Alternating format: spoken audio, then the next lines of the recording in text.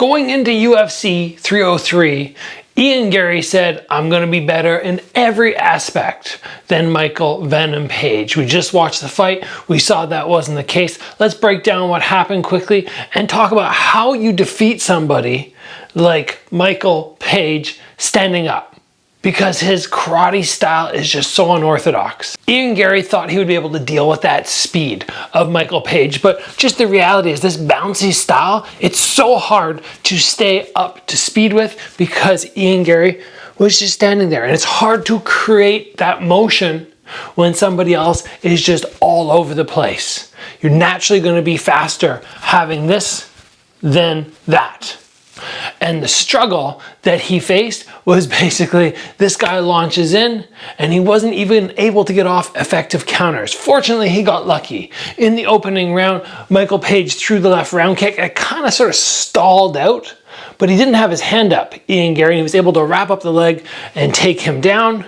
Spent the whole first round on the ground, control, control, control. Second round, we saw Michael Page do those explosive springs forward, just, you know, from here, bouncing around, there's just bang. And he's so fast when he does it. He creates so much power, even though he's so stretched out.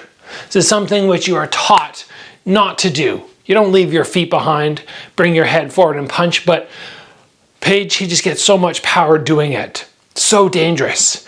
And I think Garry was lucky a couple times because we saw him kind of get rocked, but fortunately for him in the third round, he managed to get it to the ground or take his back and just sort of sneaked out a decision there. Obviously doing the Brazilian Jiu-Jitsu stuff served him well in this fight because speed versus speed, he was behind on that. And I don't know how he would have beaten Michael Page with that strategy that he had. Remember, if somebody's standing like this and their attacks are right up the center, you go, okay, I have to attack that leg. You absolutely have to, but you have to recognize the straight shot is going to be coming. He won't too often come with the left hooks or even the overhand in general. It'll be the straight shot first. So one of the simple things to do is to make sure you're ready for the low kick, but you don't have your hands here at the side because it creates that line up the center. You can get one hand out and sort of go with more a Russian style of guard, right? That Russian style of guard where one hand's up the middle is going to help deal with those straight punches, and you hit max force when you're out here, not getting jammed in here. So putting those two little elements into play would have helped Ian Garry, I think, but either way, he got the victory.